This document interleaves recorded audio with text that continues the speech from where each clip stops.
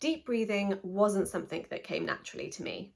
When I finally learned how to do this, it completely changed the relationship I have with my body. Hi, I'm Becca and welcome to my channel Positively Bex, where we explore all things health and well-being.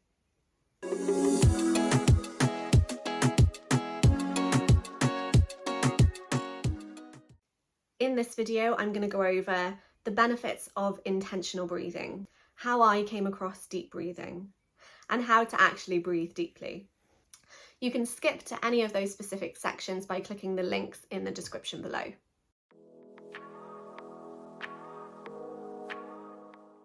So first up, the benefits of intentional breathing and deep breathing. We usually breathe unconsciously, but what's amazing about breathing, apart from the fact that it keeps us alive, is that if we choose to, we can bring it under conscious control. And I think that's amazing.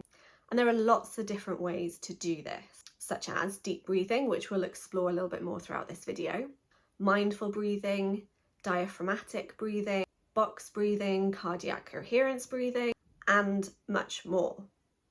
By controlling our breath, we can affect our body in all sorts of positive ways, such as things like lowered blood pressure, increased energy, better posture, decreased stress and increased calmness, even pain relief, and improved immune system function. There's some pretty hefty things, so why wouldn't we all want to do more of this? Another reason why I really like deep breathing is because it forces you to be present and in the current moment. You have to place your awareness on your body and what your body is doing. And in our really fast-paced, busy lives, we don't often take time to prioritize this. So deep breathing can be a really good way to take the pressure off the outside world and bring you back into the present moment.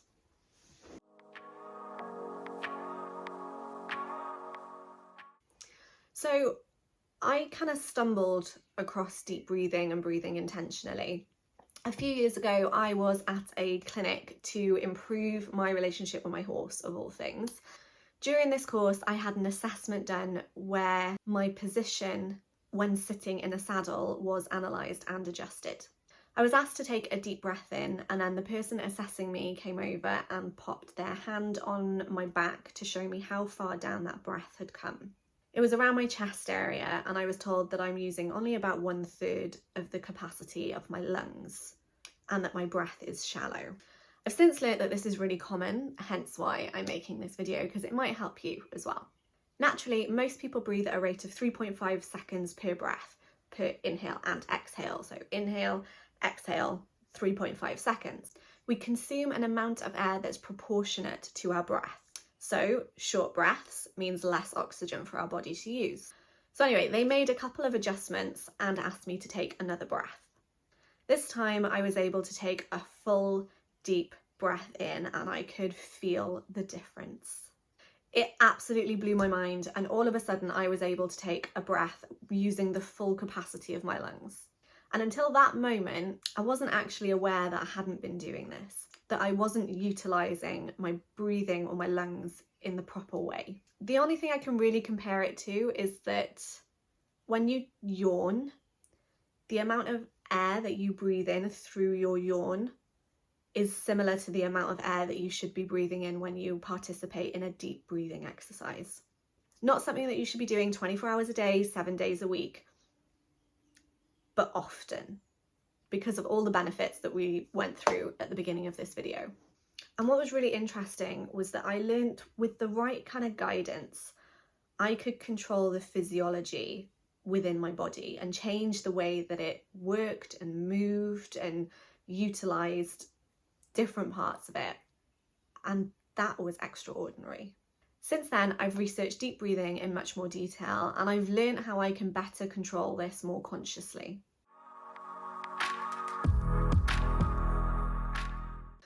The whole point of the rider assessment that I did at this course was to put your body into something called neutral spine. Now, before I go into how you can do this, I want you to test how far down your breath comes now without really changing anything at this point. So sit down in a comfortable position or stand if you'd prefer to, and I find it better to close my eyes. So close your eyes and take a deep breath in. You don't need to do anything different here. Just place your attention on your abdomen, your lungs, and see how far down your breath comes. How full do your lungs feel? So does it come down to your chest or your sternum? Or perhaps it comes down to your tummy and your belly button. Does it reach your bikini line? Does it feel like you've taken in less, as much as, or more than when you yawn? Just think about all of these questions as you take a couple of deep breaths in and out while your eyes are closed.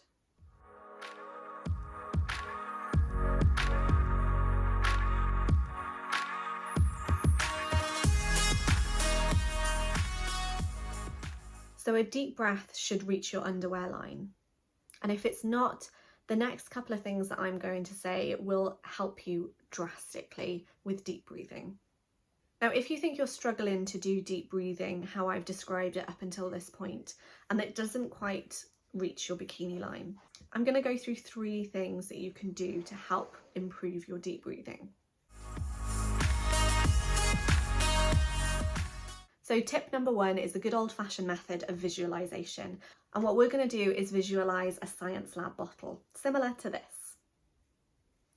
Imagine the neck of the bottle going all the way down your windpipe, with the rounded bottom of the bottle sitting in your abdomen, almost like it's resting on your pelvis. As you breathe in, the air should go all the way down the bottle to fill the bottom rounded bit of the bottle first. Don't worry about breathing in for a certain amount of seconds, breathing out for an amount of seconds. Just breathe naturally, but breathe deeply. You don't need to think about your breath expanding in your upper chest. That's only going to stop your breath from moving further down. Just focus on this feeling of filling your whole abdomen with air, filling the bottom of the bottle first and then up to the top.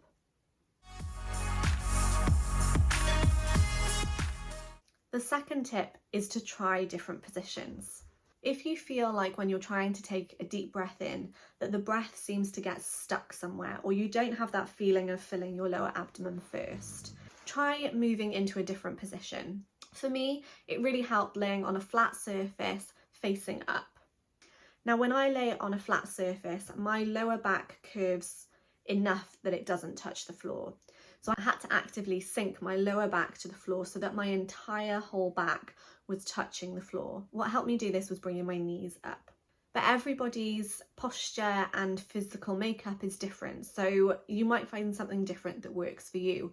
Try laying on your side or standing, sitting. Just work on moving different parts of your body. So you can't see this right now, but if I turn to the side, pull this, so you can see the curve in my back there, which doesn't lay flat.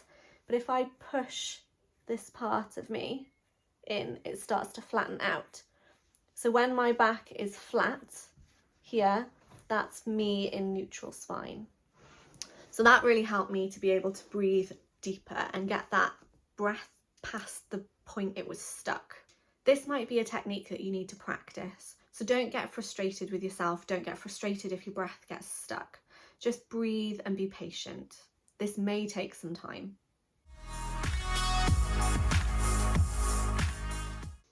Tip number 3 is focused all about your back. A lot of people think that when we breathe, we use a lot of the front of our body. So when we breathe in, we think about our chest. We think about filling this area here. But what a lot of people don't know is that actually we breathe with the majority of our back. And that kind of switched the mindset for me. When I started thinking more about my back than my front, when I was trying to do these deep breathing exercises, it changed where I was thinking the breath was going. And that really helped me to do deep breathing.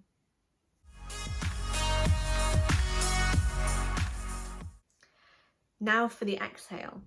Once you can inhale deeply, breathing down rather than out, imagine a straw at the bottom of your bikini line pointing from your body out. When you exhale, think about the air leaving your body through this straw by your underwear line, rather than coming back up your chest and out of your mouth or your nose.